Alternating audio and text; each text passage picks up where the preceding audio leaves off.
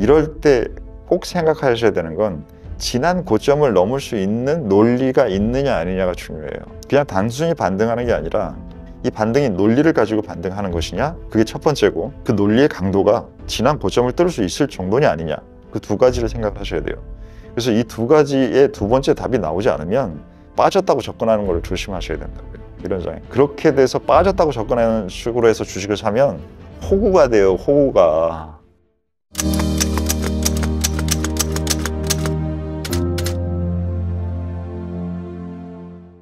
안녕하십니까, 오정태의 투자병법입니다. 말도 안 되는 용어로 무슨 해방의 날이라는 터무니없는 단어를 쓰고 있는 관세의 날이 다가왔습니다. 네, 이 너무 큰 이슈여서 이 부분에 대해서 다뤄보도록 하겠습니다. 충성. 오늘 이런 날이 아닌데 원래 옷이 왜 색깔이 비슷합니까? 통한 것 같습니다, 이사님. 뭘 통해 통하기는. 네. 말씀해주신 것처럼 이제 내일 네. 관세 발표 일정인데 네. 그것과 관련해서 전반적으로 오늘의 어떤 미국 시장의 흐름, 경제 시장의 흐름에 따라서 투자자들이 어떤 리스크에 대비를 할 수 있을지 네. 이런 것들이 조금 궁금해서 긴급 진단으로 네. 질문을 준비를 해봤습니다. 네. 어제 이제 나스닥, S&P 500 지수 어떻게 진행되었고 어떻게 마감되었는지 한번 설명 부탁드리겠습니다. 기다리는 날이었고요, 전반적으로는. 그리고 시장이 좀 아래로 내렸다가 올라갔다가 왔다 갔다 스윙을 한번 탔는데, 그 스윙을 탄 부분도 사실 기존에 한 달 동안 너무 많이 빠져 있었기 때문에 어제보다는 이틀 전인 엊그제부터 약간 좀 기술적인 바닥을 잡았던 상황이어서 지금 이 많은 폭에서 사람들은 지금 무슨 생각을 하고 있냐면, 관세 이슈도 충분히 지금 최근에 많이 크게 빠졌던 폭에는 이 부분이 리스크 측면으로 들어가 있지 않을까라는 생각을 일정 부분 하는 것 같고요. 네. 그래서 이 소화됐을 가능성에 대한 생각을 하는 사람들이 지금은 조금 사도 되지 않겠느냐라는 접근이 있었을 것 같고, 반면에 상대적으로 그렇지 않게 생각하는 사람들이 반등하는 때 팔기에는 아직 충분히 반등폭이 크게 안 느낄 거예요. 그러면 조심스러운 사람들은 가만히 있고, 이 정도면 됐어, 이슈가 반영이 된 것 같아 라고 생각하는 사람은 매수 접근을 하고, 그 두 사람들이 있었기 때문에 매수 매도가 둘 다 있어야 거래량이 많이 증가하겠죠. 근데 파는 사람은 많지 않고 사는 사람도 그렇게 확신도가 높은 사람이 적다면 지수는 조금 반등을 살짝 했을 수 있어도 거래가 크게 늘지는 않겠죠. 네. 어제 시장의 거래량은 거의 늘지 않았죠. 그러면 아직 미국 시장 나스닥에 진입하지 않으신 분들은 약간 기회라고 생각할 수도 있겠네요. 그런 사람들이 분명히 있기 때문에 그러한 흐름들이 기술적으로, 내용적으로보다 가능하기 때문에 우리도 포트폴리오의 해치 비율을 지금 좀 낮췄잖아요. 네. 그래서 20%의 넷 익스포저를 30%대로 지금 올려놓은 게, 그러한 흐름들이 기술적인 부분을 내가 기준으로 많이 안 쓴다 하더라도 이렇게 급등락을 할 때는 내용의 변동이 없으면 사람들이 가질 수 있는 근거의 기준이 필요한데, 네. 그 기준이 내용이 없으니까 뭔가 다른 부분이면 기술적인 지표를 많이 활용하게 되고, 그것을 사람들이 많이 활용한다라는 걸 알고 있기 때문에 그 부분이 시장에 반영될 영향을 반영해서 내 생각과 다른 전략을 일정 부분 포함하는 행동을 하는 거죠. 그러면 심리에 따라서 기술적인 변동이 일어났다고 볼 수 있을까요? 기술적인 부분은 심리가 기술적에는 포함이 되어 있고, 말씀드렸듯이 논리라는 부분이 많지는 않아요. 네. 논리는 사후적으로 만드는 경우가 기술적 분석에서는 지나고 났으니 이랬어 라고 얘기하고, 지난 게 반복돼 라고 하는 두 가지의 내용들이 담기지, 논리는 별로 중요하지 않아요, 기술적에서는. 그리고 심리적인 부분은 분명히 가격의 변동폭이나 거래량에 포함이 됩니다. 네. 그래서 논리와 심리 중에서 뭐가 더 많이 포함돼 라고 하면 심리가 더 많이 포함되고, 가장 핵심적인 부분은 폭입니다. 네. 폭이 20%인지 10% 움직였는지 30%인지, 기간을 한 달로 계산했는지 3개월로 계산했는지 1년으로 계산했는지, 이러한 그 기간과 폭이라는 두 가지가 기술적인 분석에서는 가장 많이 영향을 주죠. 그러면 어제 같은 경우에는 이제 네. 뭐 경제 발표하고 관세 발표 내일로 예정돼 있다 이렇게 발표할 때마다 이제 1%씩 이렇게 파도처럼 지표가 움직였다고 하는데, 이거 같은 경우에는 말씀하신 것처럼 심리가 반영된 건가요? 1%씩이라는 것은 요번과 뭐 언제, 과거를 얘기하는 건가요? 오늘 새벽에. 오늘 새벽에? 네. 지나고 나서 얘기하는 거예요. 아, 그냥. 네. 그냥 그게 0.5%씩 움직였으면 0.5%씩 움직였습니다라고 지나고 나서 얘기하고 있겠죠. 그냥 지나고 난 결과일 뿐이다라는 네. 말씀. 그러면 그 얘기 쓴 기자가 됐든 뭐 투자자가 됐든 내일 그럼 몇 %씩 움직입니까? 라고 지금 물어보면 대답 못 해요. 그쵸. 네. 이해했습니다. 네. 그리고 어제 또 되게 인상적이었던 것 중에 하나가 네. 이제 기술주 위주로 상승세가 돌아오면서 전반적인 이제 S&P 지수가 상승세로 이어졌는데 네. 기술주에 갑자기 상승했던 그 이유가 무엇일까요? 가장 많이 빠졌으니까. 아, 기존에. 네. 기술적 분석에서는 폭이 중요하다고 말씀드렸잖아요. 네. 그 폭에서 최근에 가장 많이 하락한 것이 기술주였고 대신에 방어주들은 덜 빠졌겠죠. 네. 방어주들은 덜 빠졌는데 덜 빠졌으니까 사고 싶은 사람들은 기술적 반등을 노리는데 많이 빠진 친구들을 노리겠죠. 그렇기 때문에 방어주에 대해서는 어제 매수 쪽에 관심이 적고 많이 빠졌던 기술주에 대해서는 높았을 거예요. 근데 방어주였는데 만약에 악재까지 나와. 그러면 얘는 사는 사람은 없고 대려 파는 사람은 생기는 거잖아요. 네. 어제 제약바이오가 그 이슈가 나오면서 그 어떤 회사가 그 기업들과 합의한 내용에 대해서 법원이 억셉트를 안 하는 뉴스가 있었단 말이에요. 그러니까 걔는 방어주였으니까 많이 빠진 것도 없는데 내용도 안 좋아? 그럼 그건 사람들이 팔겠죠. 네. 네, 그런 움직임들이 나타났죠. 특히 가장 저기 했던 게 이제 테슬라. 장 초반 시작할 때부터 이렇게 네. 치고 올라가더라고요. 테슬라는 어제부터 올라갔죠. 이틀 됐죠, 이틀. 네네. 그러니까 테슬라의 움직임은 하루가 아니라 이틀입니다. 네. 가장 중요한 부분은 돌아간다. 생각보다 빨리 돌아간다. 아, 이거 빨리 끝내고 돌아가서 나 일할게. 너 일 안 하고 왜 쓸데없는 거 하고 있니? 적당히 해야지. 라고. 너 정치인이야? 아, 그리고 만약에 우리 채널도 우리가 기본적으로는 투자와 삶이라는 것을 다루는 채널이잖아요. 네. 그렇기 때문에 핵심적인 주제는 삶의 전체를 얘기하는 거니까 핵심적인 주제는 투자잖아요. 근데 오투가 여기서 막 정치 얘기만 많이 하고 있어봐요. 그럼 사람들, 우리 전우님들이 어떻게 생각하겠어요? 적당히 해. 이거 지금 결론적으로는 투자 관련된 것이 주를 이루어야 되잖아. 이렇게 얘기하실 거잖아요. 마찬가지죠. 그랬다가 나 일할게요 라고 다시 스케줄이 나오고 그 의지를 비추고 하니까 그리고 주식 팔지 말라고 하는 것도 그 의지를 비추는 거잖아요. 네네네. 그런 행동들이 이제 이틀, 3일 연속으로 나오니까 그게 하루 반영되고 추가로 어제도 또 하루 기술주들이 반등하는 것에 테슬라 당연히 포함이 되고 많이 빠진 것으로는 1등이고. 그러네요. 그렇죠. 네. 그러니까 그 이슈는 연속되고 그랬던 거죠. 이해했습니다. 그럼 이제 본격적으로 관세에 관련된 질문을 드려야 될 것 같은데요. 네. 트럼프 관세 발표가 이제 시장 상황을 전반적으로 혼란스럽게 지금 만들고 있는 상황입니다. 심리적으로는 관세를 보고 움직이자라는 전체적인 기조가 깔려 있고, 그리고 많은 보고서들이 어제 또 쏟아져 나왔는데 그 중에서는 뭐 20% 부과할 것이다, 아니면 상호 관세 10%에서 35% 부과해서 뭐 딜을 칠 것이다, 목표를 많이 깎아 나갈 것이다, 뭐 이런 어떤 보고서들이 굉장히 많이 나오고 있는데, 이런 것들을 보면서 저는 어디에다 장단을 맞춰야 될지 모르겠다는 생각이 들더라고요. 뭐 시장이 시끄러워질 수 있고, 뭐 협상이 1년 정도 길어질 수 있고, 뭐 이런 보고서가 굉장히 많은 것으로 알고 있는데, JP 모건 보고서도 마찬가지였습니다. 그 중에서 이제 오투님께서 보시기에는 어느 보고서 내용이 가장 확률적으로 일어날 수 있는 가능성이 높다고 보시나요? 공부 많이 하셨네요. 네. 이제는 뭐 정리를 잘해가지고 질문을 하네. 일단 박수. 네. 네. 우리 교육생 PD가 이거 이제 한 2등병 시켜야 되겠는데? 네. 자, 그러면 지금 말씀하신 부분에 있어서 몇 가지를 지금 굉장히 많은 부분을 얘기했어요. 네. 일단 처음에 트럼프가 혼란스럽게 한다라는 얘기가 귀에 딱 걸렸어요. 아니, 트럼프는 선거운동할 때부터 관세 가장 많이 자기는 쓸 거라고 이미 기존에 썼고 계속 얘기하고 있었고, 그리고 그 부분에 대해서 한 번도 안 쓰겠다고 한 적 없고, 주변의 참모들이 뭔가 줄일 것 같다라는 얘기가 나올 때도 쓸데없는 소리하고 이런 소리 어디서 들었냐고 하고 있었고, 그렇기 때문에 한 번도 일관성이 없는 행동을 보인 적이 없는데, 근데 왜 혼돈스럽다고 하는 거죠? 약간 네. 계속 우위에 있으려고 하면서 네.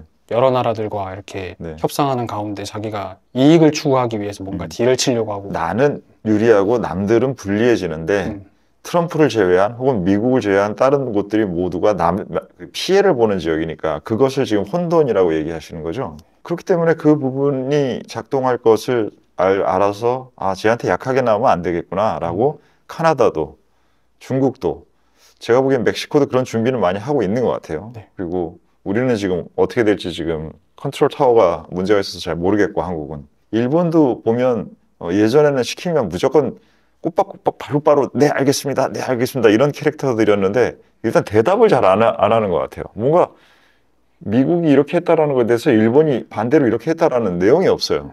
그거는 일본의 성향상은 예스 예스를 해야 되거든요. 근데 안 하고 있어요. 아무 말도. 그래서 전체적으로 많은 상대국들이 전보다는 강한 태도를 보이고 있어요. 그러면 이게 혼돈스러운 건가요? 혼돈이라는 말은 네. 안 좋아지면서 모르겠는 부분도 대응을 어떻게 할지 모르겠어. 근데 그게 나한테 마이너스야. 라는 것이 혼돈이란 단어에 가깝지. 이것은 부정적인데 대응은 나는 이렇게 할 거야. 라고 하는 대응 방식이 보이고 있어서 제가 보기에는 혼돈이라는 표현보다는 네거티브 이슈를 상대들의 입장에서는 네거티브 이슈를 적절하게 다루고 있는 상황이 지속되고 있다. 라고 표현하는 게 미국이 아닌 타국가들한테는 적당하지 않을까 싶은데요. 네. 그게 첫 번째고. 네. 그다음 두 번째는 이 폭에 대한 부분들은 어제 영상에서 올려드린 대로 골드만삭스에서도 18%로 올렸어요. 매우 합리적인 예상 추정치가 이미 18%로 올라간 상태에서 그 상태에서 어제 워싱턴 포스트의 기사가 20%로 대부분의 경우에 물건에 나간다라고 나왔기 때문에 지금 며칠 동안 연속적으로 비슷한 높은 정도의 수준이 나온다라는 게 시장에 노출되고 있기 때문에 이렇게 되면 사람들은 익숙해져요. 그럼 그렇기 때문에 지금 현재 최근에 나온 이슈를 이슈적인 면에서 더 강해지지는 않고 강한 게 되는구나. 현실화되는구나. 예상치의 현실화예요. 이렇게 돼버리면 이 부분은 단기적으로는 해당 이슈가 가격에 반영되어 있었을 확률이 일정 부분 있다고 볼 수 있고 그래서 지금 시장이 2, 3일 정도 자리를 잡고 반등을 하고 있는 거죠. 그럼 결론적으로는 오토님께서 보시기에는 기존에 나와 있는 보고서 한 20%, 25% 내외로 관세가 발표될 것이고 그게 현실적으로 좀 오랫동안 유지될 것이다 라는 가능성이 더 있다라고 보시는 건가요? 계속 지금 미국의 관세 정책은 협상용이 아니라 실질적으로 사용될 것이다 라는 것에 확률이 훨씬 더 높다라는 말씀을 계속 드려왔잖아요. 네, 그 부분이 지금 현재 내일 이슈를 앞둔 날에도 변동된 것들은 하나도 보이지 않습니다. 네, 그대로 확률이 계속 높아진 상태를 유지하고 있는 것으로 보이고 실제 그렇게 나올 것이라고 생각되고 그 나온 것에 대해서 그 다음에 이제 일정 부분 협상이 들어갈 때 또 뭐 이슈들이 추가적으로 나오겠죠. 근데 지금까지 변화는 없는 것 같습니다. 어제 또 관세 발표가 언제 뭐 4월 3일 날 몇 시에 될 거다라는 발표와 함께도 제조업 PMI 그리고 졸트 이런 것들이 경제 지표가 발표되었는데 졸트 같은 경우에는 90년대 수준으로 굉장히 낮게 또 안 좋게 나왔죠. 고용 시장이 안 좋게 나왔죠. 그런데 지금 현재 상황은 금리는 높은 상황이고 그랬을 때 스태그플레이션이라고 저는 생각이 드는데 이게 관건 중에 하나가 이제 일시적이냐 아니면 장기적으로 끌고 가면서 금리 인하로 끌고 갈 것이냐가 관건이라는 또 보고서가 있었습니다. 이 부분에 대해서는 오토님께서는 어떻게 생각하시나요? 작년 말보다 그 경제 지표들이 일관성이 좀 있어요. 그러니까 그 작년 말에서 연초를 넘어올 때는 심리 지표가 아닌 실제 사람들의 움직임, 물건의 움직임 이런 것들을 측정한 하드 데이터하고 소프트 데이터 두 개가 괴리가 컸어요. 그 소프트 데이터를 보면 뭔가 되게 위험한 것들이 많이 느껴지는데 하드 데이터는 그나마 안정적이었어요. 근데 지금 말씀하셨던 어제랑 요번 주, 지난주 정도부터는 실제 하드 데이터도 말씀하신 대로 경제 성장률에 네거티브한 좀 안 좋은 부분의 흐름들이 나타나고 있어서 성장은 좀 우려가 커질 수밖에 없는 상황이 됐습니다.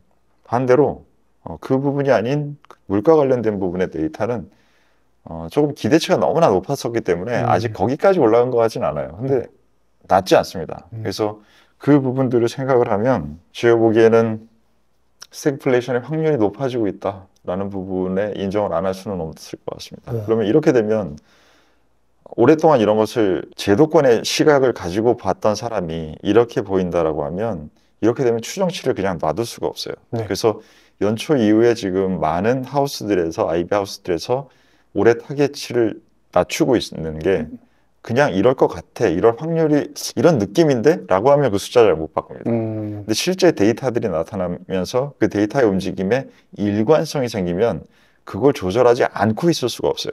그 활동들이 지금 많이 나타나고 있죠.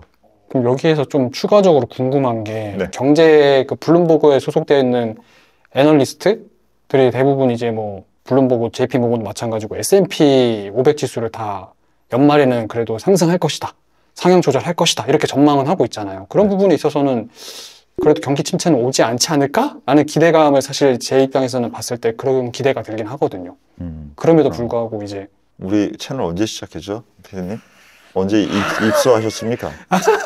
입수하셨던 게 언제였죠? 2월 달부터 시작을 했습니다. 2월이었구나. 네. 그러면 2월은 좀 그렇고, 2월은 좀 그렇네. 그러면 2월에 2달 전인 12월이라고 지금 생각을 해봅시다. 네.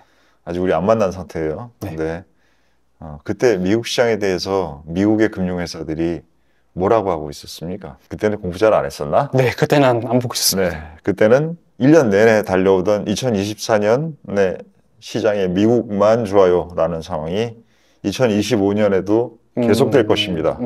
그래서 S&P 지금 지수가 몇입니까? 5,600 정도 되나요? 네네네. 네. 500보다 500 정도 되지 않나요? 500선이라고. 네. 그렇죠. 우리 5,600에서 왔다 갔다 거리고 있죠. 네. 그런데 지금 그 작년 연말 12월 달에 2025년을 전망하면서 보였던 숫자들은 다 7,000대였어요. 그때는 7,000대였는데 지금은, 그래서 그때 다 틀렸는데 그때 사람들은 다 그렇게 해서 좋을 거라고 생각해서 미국 주식을 그렇게 우르르 많이 사고 우리 한국 분들도 엄청나게 많이 미국 주식을 그런 의견들 참고하면서 샀는데 지금 다 물렸잖아요. 네. 근데 지금 이제 와서 4월 달인데 지금 이제 미국 그 똑같은 아이비들이 연말에 이랬다가 다시 시장이 올라갈 거라고 전망하는 그 전망치는 지금은 또 믿으려고요? 못 믿을 것 같습니다. 근데 그 외침을 왜 하는 거예요? 사람들이 이제 안심할까 봐. 안심할까 봐? 안심할까 봐는 뭐야? 그러니까 그 전망치를 보고 괜찮네라고 생각할까 봐 이제. 그러니까 제가 드리고 싶은 말씀은 뭐냐면 시장에 흥분도가 높아진 상태에서 변곡점이 나올 때 IB들이라는 것은 직접 운용을 하는 사람들이 아니라 의견을 내는 사람들이잖아요. 오투도 증권사에서 있었고 제가 매니저도 해봤잖아요. 그러니까 증권사에 있을 때는 그 상황에서 올라가고 흥분돼 있는데 더 올라가지 않는다라는 얘기를 해서 얻을 수 있는 게 거의 없어요. 그렇기 때문에 대부분의 사람들은 올라간다라고 하고 소수의 사람들이 안 올라간다라고 얘기했다가 스타가 되긴 해요. 루비니 교수 같은 사람이 닥터 둠이라는 것으로 되게 이 서브프라임 때부터 유명한 사람인데 그런 식으로 유명해지긴 하는데 그건 증권사에 있는 사람이 아니라 교수하던 분이니까 또 그러기가 쉬워지는 거지. 그런 변곡점 상황에서 다른 의견을 만들기는 어려워요. 왜냐하면 직업의 특성상 그걸 이해하셔야 된다는 거예요. 그리고 지금 같은 상황은 그 변곡점이 한번 흔들린 다음에 이미 다 틀렸잖아요. 그런 다음에 지금은 흥분하려고 하겠어요? 아니면 더 면밀하게 분석하고 이해해서 전망해 보려고 노력하겠어요? 오트는 전망 안 하지만 그 사람들은 어떻게 하고 있겠어요? 면밀하게 하고 있겠죠. 그렇기 때문에 지금 같은 때의 전망치는 대려 의미가 있어요. 다 안 좋다고 하고 있거나 다 좋다고 하고 있을 때는 별로 의미가 없다고요. 근데 지금은 골드만 같은 경우에는 되게 조심스러운 의견으로 지금 바뀌고 있고 아직도 조심스럽지 않은 의견을 유지하고 있는 사람도 있고 이렇게 갈린다고요. 논리들이 갈린다는 거예요. 그럴 때는 대려 왜 저 사람은 좋게 얘기하고 왜 저 사람은 안 좋게 얘기하나 라는 부분들을 분석해서 그 논리의 차이를 확인하고 그 논리의 차이 중에서는 나는 어느 쪽이라고 스스로의 판단을 하고 이 과정에 그 재료가 될 수 있어요. 근데 다 똑같은 얘기하고 있을 때 무슨 의미가 있어? 그게 바로 작년 연말에 그런 하우스들의 그런 숫자들의 의미를 낮게 봐야 되는데 우리 전우님들이나 개인 투자자분들이 그런데 익숙하지 않으신 분들은 마치 그게 굉장히 확률이 높은 것처럼 사실 그냥 가던 거 계속 간다고 그냥 얘기해야 자기 직업이 유지되는 그러한 특성 때문에 발생하는 현상을 마치 명확하고 고심한 의견이라고 착각하는 분들이 분명히 계실 거예요. 그걸 지났지만 그거를 지금 익히시는 게 지금이라도 앞으로 투자하는 데 도움이 될 거라서 말씀드리는 거고 비싼 상태에서 변곡점이 안 됐다라는 상태의 의견 그거는 그냥 치어리딩 하는 거예요. 앞에서 야구장 이제 야구 시작했죠. 야구 앞에 가가지고 춤추고 하죠. 그거 똑같은 거예요. 그거 보는 거 하려고 야구장 갔어요. 선수들이 점수 내는 거 보러 야구장 갔어요. 저는 야구를 잘 보러 가진 않지만 대부분 네. 이제 선수들이 점수 내려는 거 보려고. 그렇지. 그걸 보러 가고 그거를 통계를 잡고 감독의 움직임을 보고 해야 진짜 야구를 즐기지가 앞에서 치어리더만 보고 있으면 그 야구 보러 간 게 아니잖아요. 그런 현상과 비슷한 게 된다는 거죠. 이해했습니다. 네. 그 말씀은 즉 이제 지금 다 같이 뭐 여러 가지 애널리스트들이 한 방향을 향해서 말하는 것들을 믿지 말고 여러 가지 보고서들과 어떤 전략들을 잘 면밀하게 분석한 지표들을 보고 네. 나만의 전략을 갖춰라 이런 말씀이시죠? 맞습니다. 네, 이해했습니다. 이제 이미 심리가 선반영되어 있긴 하지만 네. 오늘 이제 국내 시장 이번 주 국내 시장이 또 중요할 것 같은데요. 지금 관세 발표 하루 전이고 내일은 관세 발표 일이고 다음 날은 탄핵이 또 예정되어 있고 이런 걸로 봤을 때 이번 주간이 굉장히 변동성이 클 것으로 보이는데 네. 어떻게 흘러갈 것 같으시며 그리고 투자자들이 어떤 대비를 먼저 하는 게 좋을까요? 일단 관세 이슈는 말씀하신 대로 일정 부분은 네거티브 팩터를 시장이 반영하고 있고 사람들도 다 준비를 하고 있는 한마디로 컨트롤 하는데 이러고 있는 게 아니라 이러고 있는 상태라고 생각해요. 그래서 이 상태에서 더 올려가지고 앞에 아예 보이지도 않는 상태를 만든다는 것보다는 이 상태에서 이렇게 하고 있는 것이 더 적절한 상황이라고 보이고 근데 문제는 그거예요. 이게 반영됐다라는 것과 그 효과가 끝났다라는 것은 달라요. 사람들이 안 좋은 거 나와 조심해야지 라고 하는 부분은 지금 경기에 대한 것이지 이 사람이 이 경기를 그렇게 해서 잘 대응을 했다라고 하면 그 다음에 또 다른 경기가 있을 거잖아요. 권투 네. 선수라고 하면 이 경기가 계속 이어지는 경기냐 아니냐라는 게 중요한데 지금의 관세 정책은 장기적으로 실질적으로 사용한다라고 하면 이 부분의 이슈가 내일 나온다고 하더라도 끝난 게 아니라 또 각 국가별과의 조정, 품목별 조정, 또 상대가 너무 강하게 나오면 걔를 눌러버리려고 또 어떤 지나친 행동 등등의 연속적인 이벤트들이 많이 나와야 되는 상황이 될 수 있다는 거죠. 네. 그래서 그 과정을 거쳐야 되기 때문에 다 반영됐다라는 것을 우리가 여기서 결론을 내릴 수가 없어요. 그리고 그 효과라는 것과 이벤트의 종류라는 것과 이 부분들의 지속성이라는 것이 있기 때문에 왜냐? 트럼프가 계속 그렇게 주장했고 그 주장이 달라진 적 없고 그 주장에 대한 방향성에 대해서 강도에 대한 얘기들만 있었지 참모진들도 뭔가 이견을 내고 있는 사람들은 없어요.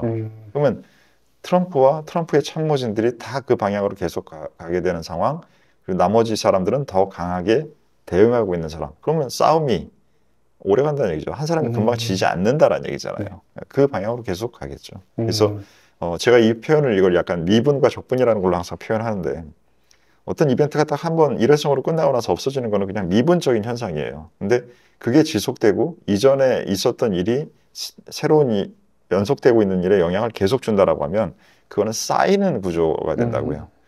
그럼 그게 적분적인 현상이 되는 거잖아요. 네. 피로도가 계속 쌓이는 거예요. 그럼 그런 현상이 될 이슈가 확률이 높기 때문에 관세 이슈가 내일 발표돼서 끝났어. 그날 시장 반응 보니까 뭐 괜찮네 혹은 안 좋으면 아마 사람들 더 긴장하겠죠. 이거 다 반영된 거 아닌가? 그래서 대략 안 좋을 때는 사람들의 행동 방식은 크게 다르지 않을 거예요. 근데 괜찮네? 라고 하면 그때는 이게 끝났나 보다 라고 하는 사람과 오트처럼 이게 끝난 건 아닌데 단기적으로는 이슈에 대한 반영도가 있기 때문에 살짝 그 이슈가 영향이 줄어드는 구간이 나오겠네? 라고 생각하는 거에 따라서 그 다음에 일주일 뒤, 한 달 뒤에 시장을 대응하는 방법론이 달라진다고요. 그 두 가지가 어느 쪽에 더 중요하냐라는 걸 스스로 판단을 하셔야죠. 저의 판단은 말씀드렸고 중요하게 판단하라고 말씀드리는 거잖아요. 그리고 이제 관세 발표 후에 채권 시장이 어디로 가느냐가 이게 중요하다고들 얘기하는데 네네. 이 이유가 무엇인가요? 그 관세 발표 전후 다 채권 시장이 중요하기 때문에 그 말은 맞아요. 지금은 채권 시장이 올해 들어와서 매크로가 더 중요해졌다고 말씀드렸잖아요. 그럼 매크로가 더 중요해졌다라는 말씀을 드린 부분에는 주식 시장보다 채권 시장이 더 중요해졌다라는 얘기를 드렸기 때문에 주식 시장이 지금 현재 주종을 어느 정도 받았네 다시 반등하네 그럼 왔다 갔다 거리는 것이고 채권 시장이 중요하다는 건 꾸준히 있기 때문에 중요합니다. 그 상황에서 지금 시장은 단기물과 장기물이 전부 다 빠지면서 스프레드가 그러니까 이걸 1년물, 10년물, 30년물 이걸 기간별 스프레드라고 하는데 이 스프레드가 지금 다 금리가 낮아지고 있어요. 이것은 경제가 좋을 때 나타나는 현상이 아니에요. 경기가 좋고 나빠 어떤 성격의 스타일이 돼 뭐 국가별로 어째 이런 거를 할 때는 구간별로 달라지는 그런 움직임들이 있는데 지금은 그냥 채권 전체가 다 금리가 떨어지는 것은 이거는 전반적인 환경의 위험도가 클 때 발생하고 그 상태에서 신용물의 스프레드, 신용물이라는 것은 기업의 신용 상태가 돈 잘 못 버는 기업들 이런 데들이 발행한 채권이에요. 그런 데들과의 금리 차가 벌어지고 있어요. 그러면 절대적인 금리는 전체 환경의 안 좋은 부분을 반영해서 낮아지고 있는 것이고요. 국고채들은 회사채들의 금리는 안 낮아져요. 왜냐하면 회사들이 위험하기 때문에. 그런 상황이 지금 데이터가 확인되고 있고 그 사이에서 멀쩡한 회사들 있죠. 예를 들면 애플이라고 해봅시다. 애플이 미국보다 더 위험해요? 덜 위험해요? 측정할 수 있어요? 덜 위험하다고도 할 수 있잖아요. 네. 근데 그런 회사들, 그러니까 이것을 A등급 회사들 혹은 투자 등급 회사들이라고 해요. 채권을 발행할 때 가장 신용도가 높은 회사들이죠. 네. 그러한 회사들이 지금 1분기 때 역사상 최대로 채권을 많이 발행해서 돈을 챙겨놨어요. 돈이 잘 벌고 갖고 앞으로 편할 때 자기 지금 재무 상태에 아무 문제가 없는 세계 1등 기업들이 남의 돈을 빌려놓을 이유가 있어요? 뭔가가 비가 올 때를 대비하는 우산을 지금 준비하는 행위잖아요. 그 행위가 역사상 가장 세요. 이 부분들이 지금 1분기 때 다 발생하고 있기 때문에 이게 지금 다 회사채와 국채인 채권 시장을 말씀드린 겁니다. 그러니까 채권 시장 전체는 우리가 많이 얘기하는 채널이나 유튜브에서 많이 얘기하는 국고채만이 아니라 그 국고채를 얘기하면서 회사채를 사람들이 또 잘 안 봐요. 자기가 실제로 채권을 해본 적이 없기 때문에 저는 운이 좋아서 채권하고 주식을 다 해본 사람이잖아요. 채권 시장에서 움직임에서 이 1등 회사들이 돈을 많이 빌린다라는 것은 이거는 시장이 보이지 않는 사람들이 아직 데이터를 확인할 수 없는 그러한 부분에서 많은 이상한 부분들의 부담이 생겼을 때 나타나는 행동들이에요. 그게 지금 나타나고 있기 때문에 전반적인 채권 시장은 계속 중요하고 채권 시장의 긴장도는 지금 며칠 주식시장이 반등하고 있지만 하나도 긴장도가 줄어드는 모습이 보이는 건 없습니다. 그러면 안 좋은 상황인 건가요? 안 좋은 상황이라는 표현은 상황은 지금을 얘기하는 거고 네네. 앞으로 위험도가 더 증가할 수 있을 것 같다. 지금 관세는 이렇게 되고 네. 아마 오토랑 비슷한 생각을 하겠죠. 그 회사들이 관세가 일회성이야. 이번에 나오고 나면 끝나나 이제 더 신경 안 써도 돼 라고 애플이 생각하고 있다면 애플이 채권을 발행할 이유가 적겠죠. 네. 근데 그렇지 않으니까 채권을 발행하지 않을까요? 그러면 이제 결론적으로 경기 침체가 관세 발표 후에 왔는지 안 왔는지를 또 투자자 입장에서는 보는 게 중요할 것 같은데 이건 그냥 제가 이제 원론적으로 한번 생각을 해본 건데요. 네. 경기 침체가 왔는지 안 왔는지 이런 것들을 어떤 과정을 통해서 알 수 있나요? 그리고 만약에 왔다라면 어떤 투자 전략을 가져갈 수 있고 안 왔다라면 어떻게 전략을 또 가져갈 수 있는지 궁금합니다. 공식적으로는 그 경기 침체를 발표하는 기관이 있어요. 민간 기관인데 그 정부 기관이 아닙니다. 그 경제학자들 많이 모여 있는 그런 기관에서 그거를 선언을 해요. 근데 다 사후적이에요. 그리고 그것도 예전에도 사후적이었는데 지금 세상의 속도가 얼마나 더 빨라졌는데 맞습니다. 과거에도 사후적이었으면 지금은 예전엔 뒷북 치고 있다가 지금은 뒷북 치고 있겠죠. 그걸 확인하는 게 무슨 의미가 있어요. 그렇기 때문에 투자에는 별 의미가 없습니다. 그래서 지금 말씀하셨던 경기 침체가 왔어요, 안 왔어요 라는 부분은 경기 침체가 올 것 같아요, 안 올 것 같아요 라고 했을 때 행동으로 바뀌어야 되고요. 네. 그리고 그 부분에 대한 것들이 어떻게 진행이 될까 예전에는 마치 공식처럼 사이클이 이렇게 되면 이렇게 되고 여기서는 이렇게 여기서는 이런 현상 발생하고 뭐 이렇게 순서들이 있다고 생각했는데 지금 발생하고 있는 일들은 과거에 이렇게 관세 정책이 세진 것은 그러니까 늘 타임 호라이즌을 어떻게 보느냐 중요하다고 말씀드렸죠. 관세 정책이 실질적으로 글로벌 경제에 큰 이슈가 됐던 것들은 1차 대전과 2차 대전 사이예요. 그렇죠? 그때에 대한 지금 머릿속에 내용이 없잖아요. 경제에 대한. 그렇기 때문에 그게 교육생 PD뿐만 아니라 우리 개인 투자자 많은 분들한테는 지금 그게 머릿속에 없다고요. 그 머릿속에 없는 상태에서 관세 이슈를 보고 있으면 지금 한 2018년부터 코로나 때 투자하신 분들은 아마 2018년에 대한 내용도 지금도 없고 관세 정책에 대한 얘기 한 6개월 들은 거예요. 그런 상태에서 이 효과나 영향을 생각하려니까 분석이 되겠어요? 안 될 것 같습니다. 그러니까 이 긴장도가 글로벌 전체의 경제와 정치의 긴장도가 높아지는 상태에서 그 높아지는 상황을 어떻게든 자기는 빠져나가기 위한 정책으로 관세가 1차 대전과 2차 대전 사이에 많이 세졌었어요. 그거는 상황은 어려운데 나는 살래라고 하는 부분이었단 말이에요. 그렇기 때문에 근데 지금은 상황은 그때는 상황이 제일 좋은 애가 보다는 내가 관세 정책을 쓸 수 있는 힘이 있어. 정치적인, 군사적인 이러한 상황에 대한 판단이 나갔을 확률이 높은데 지금은 정치도 경제도 군사도 제일 센 미국이 내가 먼저 할래 이렇게 돼버리는 상황이라서 그때랑도 또 약간 차이가 있어요. 하지만 긴장도가 높아진다라는 측면에서는 유사하단 말이에요. 그래서 이 부분이 앞으로 어떻게 될지라는 부분을 그 말씀드렸던 1, 2차 세계대전 사이에 있었던 사례를 유사하게 적용하기도 어려워요. 왜냐하면 그때는 관세라는 정책이 어려워진 상황에 사후적으로 대응하는 방법론으로 사후 방법론으로 등장했는데 지금 트럼프 정권은 관세라는 것을 통해서 내가 유리해지겠어라는 앞으로의 전략적인 선택안으로 미래에 대한 전략에 이걸 넣어버린 거란 말이에요. 들어간 방식이 달라요. 그렇기 때문에 방식이 다르기 때문에 유사한 부분도 있겠지만 다른 부분도 있을 것 같아요. 그래서 이러한 부분에 대한 것들의 지속성이 그렇기 때문에 저는 계속 관세를 실질적인 효과도 예전보다 어려울 것 같고 그것을 실행하고자 하는 주체가 주장하는 바도 가짜일 확률이 적고 실제로 진행될 확률이 높을 것 같고 그 두 개를 반영해서 관세에 대한 부담감을 일반적인 투자자들보다 더 크게 반영하고 있는 거죠. 이미 그런 발표 이전에 어떤 전반적인 경제의 흐름이나 뭐 지표라든지 어떤 심리적인 부분들을 전체적으로 반영해서 이미 침체가 왔는지 안 왔는지를 투자자 입장에서 판단할 수 있다는 말씀이실까요? 그러니까 그 심리를 반영하는 게 지금 어떤 대부분의 사람들은 6개월 이렇게 반영하고 있는데 그러니까 그게 충분히 반영할 수 있는 만큼이 아닌 상태에 있는 지금 현재 지식과 지혜를 가지고 있는 사람은 이게 그 범위를 넘어서는 행동으로 부담이 돼버리면 놀라버린단 말이죠. 그래서 제가 아까 전에 뭐라 그랬어요. 1등 기업들이 채권을 지금 발행하고 있다는 거 얘기했잖아요. 그 1등 기업이 된 사람들의 그 집단의 노하우는 훨씬 더 작은 소규모 회사들보다 크겠죠. 그리고 더 큰 부분들을 고민해야 왜냐하면 영향이 여러 군데서 오니까 배가 크니까. 그렇기 때문에 그런 것들을 몇백 년, 몇천 년에 대한 생각을 오트처럼 비슷하게 하겠죠. 그 사람들은.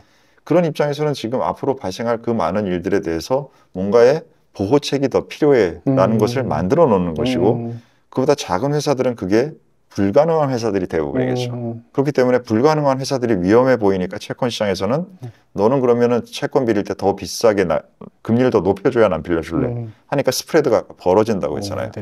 그 현상들이 지금 진행되고 있는 건 전반적으로 환경은 어려운 거죠. 쉬운 상황은 아니고 완전 위험한 상황으로 점점 가고 있는 중인 거네요. 이게 뭐냐면 지금 얘기를 하다 느껴지는데 질문을 보니까 우리 PD님도 이제 공부하면서 주식을 좀 공부하지만 채권에 대한 부분에 대한 이게 난리지가 없잖아요. 그러니까 이 사건을 이렇게 총체적으로 못 보는 거야. 이 총체적으로 보는 게 아니라 그냥 이거 지금 나스닥 몇 프로 빠졌네, 이거 다시 반등했네, 이거 반등했으면 이 이슈 지난 거 아니야? 뭐 이렇게 SNS 떠드는 거랑 유튜브 보니까 이런데 이러면서 요렇게 보면서 계속 요렇게 보고 있는 거예요. 근데 이 지금의 이슈는 이렇게 봐야 되는데 지금 요렇게 볼 수밖에 없는 뷰가밖에 없고 이게 없으니까 계속 질문이 여기서만 지금 나오니까 그게 아니라 이게 중요해요 라고 계속 얘기를 하고 있는데 자꾸 이걸 듣고도 아 그런 거 같네 했다가 다시 여기로 돌아가는 거예요. 지금 그러고 있는 상태면 이거에 대한 방식이 아니라 이걸 자꾸 이렇게 넓히려는 노력을 해야 돼요.